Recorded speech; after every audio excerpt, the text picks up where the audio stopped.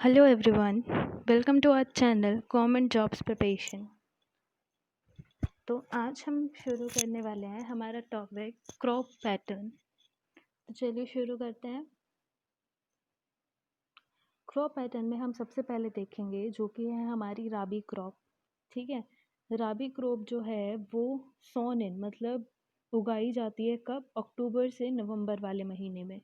मतलब ये ठंड में जो उगाई जाती है वो वाली राबी क्रॉप होगी। ठीक है, टेम्परेचर इसका होना चाहिए मॉडरेट, मतलब ना ज़्यादा लो हो ना ज़्यादा हाई हो। फिर आ जाएगा हार्वेस्ट, मतलब कटाई कब होती है इसकी? मार्च से अप्रैल में। ठीक है, मतलब बोई किस में जाएगी? अक्टूबर नवंबर के महीने में, और हार्वेस्ट हो जाएगी मार्च टू अप्रैल में। जब हार्वेस्ट का टाइम होगा तब उसको टेम्परेचर चाहिए भाई हाई। ठीक है, बोने के टाइम पे टेम्परेचर मॉडरेट। तो अब इसके एग्जांपल्स देखते हैं राबी क्रॉप्स के। पहला है वीट, गेहूँ। ठीक है, इंडिया में सबसे ज़्यादा कहाँ पे उगता है? ये है भाई यूपी में, उत्तर प्रदेश में। एंड वर्ल्ड में सबसे ज़्यादा इसका प्रोडक्शन कौन करता है? चाइना। ठीक है, अब हम आ जाते हैं अपनी second crop, that is barley. Barley में जो इंडिया है, इंडिया में सबसे ज़्यादा प्रोडक्शन कौन करता है बारले का? यूपी करता है। और वर्ल्ड में कौन करता है? चाइना। सेम जैसे वीट में है वैसे ही बारले में है। ठीक है, अब हम चलते हैं थर्ड पे, मस्टर्ड। मस्टर्ड मतलब सरसों। अब इसमें देखते हैं हम इंडिया में सबसे ज़्यादा कौन इसका प्रोडक्शन करता है, वो है राजस्थान। और वर्ल्ड में इसका सबसे ज़्यादा प्रोडक्शन करने वाला है देश जो है वो है ऑस्ट्रेलिया। ठीक है, ग्राम का सबसे ज़्यादा प्रोडक्शन इंडिया में करता है भाई मध्य प्रदेश, एंड वर्ल्ड में यूएसए। ओके, अब ऐसे ही हम पी पे अगर आते हैं, मटर, वो भी राबी क्रॉप है।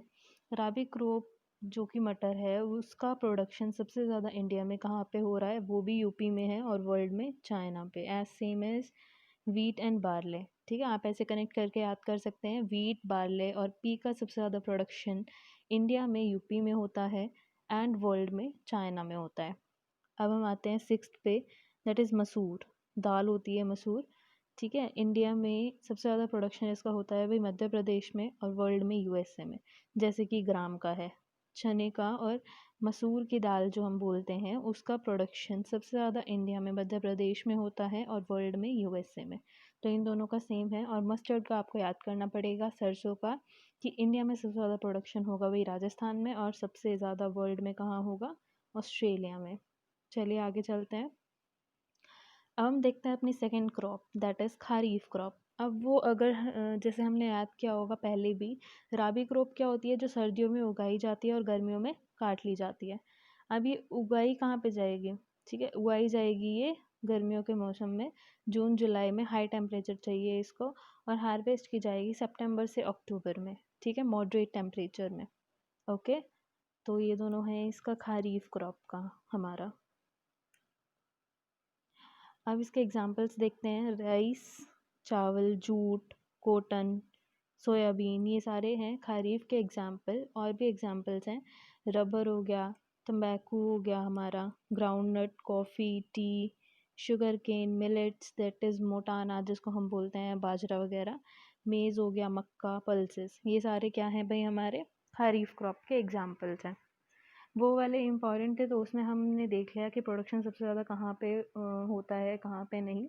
वो वाला ज़्यादा इम्पॉर्टेंट है according to exam point of view, तो आप उनको याद कर लीजिएगा। अब हम देखते हैं अपनी तीसरी क्रॉप जो कि है ज़ायद। क्या है? ज़ायद क्रॉप। ठीक है, 1950 से इसकी शुरुआत हुई थी भाई। अब ये बोई जाएगी फेब्रुअरी टू मार्च में। ठीक है, कब बोई जा रही है? फेब्रुअरी टू मार्च में। और हार्वेस्ट कब होगी? अप्रैल से लेके मई में, अप्रैल टू मई।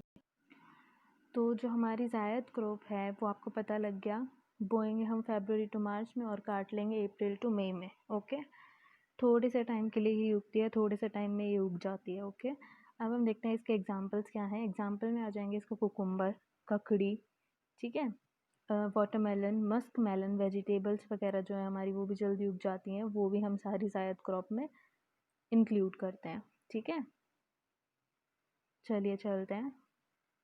अब आ गया हमारा टॉपिक एक, that is shifting cultivation. Shifting cultivation के अलग अलग नाम भी हैं, पहले हम इसका मीनिंग जान लेते हैं क्या होता है। देखो भाई, शिफ्टिंग कल्टीवेशन से आपको थोड़ा पता भी लग रहा होगा, ठीक है, क्या है कि शिफ्ट हो जाएंगे, मतलब लैंड से क्या करते हैं फार्मर, शिफ्ट हो जाते हैं। चलिए शुरू से देखते हैं इसका मीनिंग क्या है।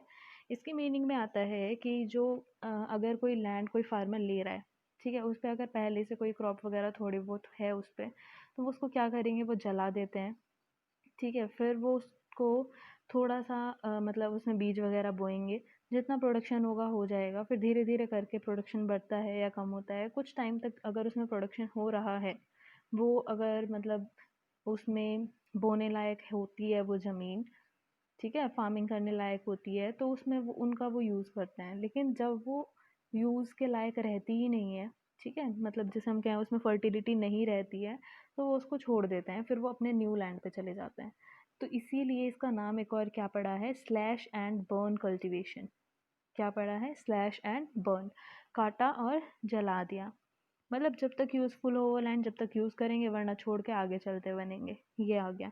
इसमें जुताई की ज़रूरत नहीं होती भाई, जुताई तो करेंगे ही नहीं। क्यों, एक तो हमने क्या कर दिया, पहले जितने भी क्रॉप्स वगैरह होती हैं उसमें, या फिर हम कहें जो बेकार की क्रॉप्स वगैरह उसमें उग जाती हैं, दैट इज़ वीड्स, तो उसको हम जला देते हैं। फिर उसी ज़मीन पे हम अपने बीज वगैरह बोएंगे, अपनी नई फसल को उगाएंगे, ठीक है। तो इसमें जुताई की ज़रूरत नहीं होती। किसान जो है जब तक उसमें उगा सकता है वो उगाता है, फिर उसको छोड़ देता है। अब हम देखते हैं इसके लोकल नेम्स। इससे रिलेटेड क्वेश्चंस आते हैं, तो आप इसको याद कर लीजिए कि शिफ्टिंग कल्टीवेशन को कहाँ पे क्या बोला जाता है। नॉर्थ ईस्ट इंडिया में इसको बोला जाता है भाई झूमिंग कल्टीवेशन। मीनिंग सबका सेम रहेगा, बस नाम थोड़े बहुत अलग हो जाते हैं। राजस्थान में इसको बोलते हैं बत्रा। मलेशिया या फिर इंडोनेशिया में इसको बोलते हैं लदांग। क्या बोलते हैं भाई, लदांग। ब्राज़ील में इसको बोलते हैं रोका। वियतनाम में बोलते हैं रे। और मैक्सिको या फिर सेंट्रल अमेरिका में इसको बोला जाता है मिल्पा। ठीक है, ये सारे आप याद कर लीजिएगा, एक बार इनको पढ़ लें, याद कर लें। चलिए चलते हैं।